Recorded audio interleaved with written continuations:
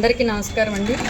నిన్నటి రోజున మరి గన్నవరం ఎమ్మెల్యే యార్లగడ్డ వెంకట్రావు గారు మీద ఆర్టీవీ న్యూస్లో నిజంగా మరి టీవీ న్యూస్ అంటే మనం ప్రజలు ప్రభావితం చేసే ఒక ఇది మన న్యూస్ చూస్తే, కానీ అలాంటి న్యూస్ ఛానల్లో ఇట్లాంటి అసత్య ప్రచారాలు చేయటం ఎంతవరకు సబబు?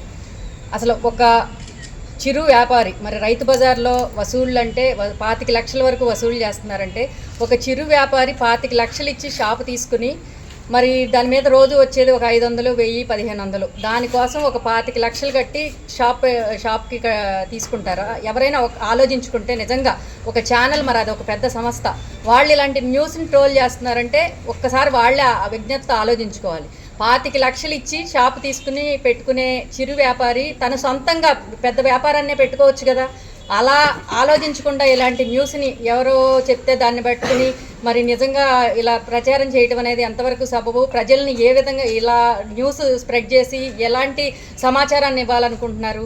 మరి అదేవిధంగా మరి దానిలో ఏదో ఒక మా యార్లగడ్డ వెంకట్రావు గారికి రైట్ హ్యాండ్ లెఫ్ట్ హ్యాండ్ అంటున్నారు. ఆయనకి రైట్ హ్యాండ్లు లెఫ్ట్ హ్యాండ్లు అక్కర్లేదు.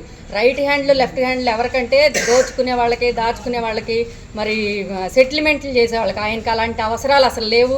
ఆయన ఒక ఎన్ఆర్ఐ ఎంతో ఉన్నత విద్య చదువుకుని అమెరికాలో వ్యాపారం ఉండి ఆయన ఇప్పుడు వచ్చి ఈ ఎలక్షన్ల వచ్చిన దగ్గర నుంచి ఆయన వ్యాపారాలు అమెరికాలో ఉన్నా కానీ ఈ రోజు వరకు ఒక్కసారి అమెరికా వెళ్ళారు. ఏ రోజు ఇక్కడ గన్నవరం నియోజకవర్గంలో ప్రజల్లో ఉండి ప్రజల సమస్యలు తీరుస్తూ మరి గన్నవరానికి ఏ విధంగా ఏ కంపెనీలు తీసుకురావాలా, ఏ విధంగా ఉద్యోగాలు కల్పన చేయాలనే ఆలోచనతో ఆయన పనిచేసుకుంటూ వెళ్తూ ఉంటే ఆయన మీద ఇలాంటి బురద జల్లుతున్నారు. మరి ఒక కార్యకర్త తను ఈ రైతు మార్కెట్లో వాళ్ళకి కూరగాయలు సప్లై చేసుకుంటాను సార్, నాకు అది అవకాశం కల్పించండి అని తనకు బ్రతుకు తెరువు కోసం సరే ఓకే చేసుకోమంటే తను ఏదో చిన్న తప్పు చేస్తే దాన్ని వెంటనే ఆయన తెలుసుకొని దాన్ని మందలించి పరిష్కరించడం కూడా జరిగింది. కానీ దాన్ని వదిలేసి ఏదో 25 లక్షలు తీసుకుంటున్నారు షాపుకి. అసలు నిజంగా ఎంత హాస్యాస్పదంగా ఉందంటే జనాలే నవ్వుకుంటున్నారు. రైతు బజార్లో షాపుకి 25 లక్షలు ఇచ్చి ఎవరైనా పెట్టుకుంటారా? 25 లక్షలు ఇచ్చి పెట్టుకునేటట్టయితే బయటే పెట్టుకుంటారు కదా అని.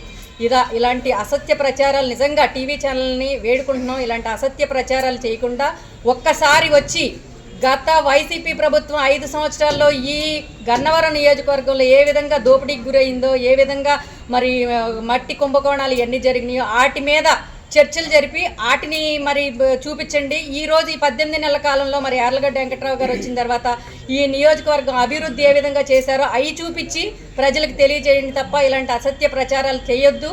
ఇలాంటి అసత్య ప్రచారాలు చేస్తే ఊరుకోవడానికి ఎవరూ లేవు అని తెలియజేస్తూ సెలవు తీసుకుంటాం.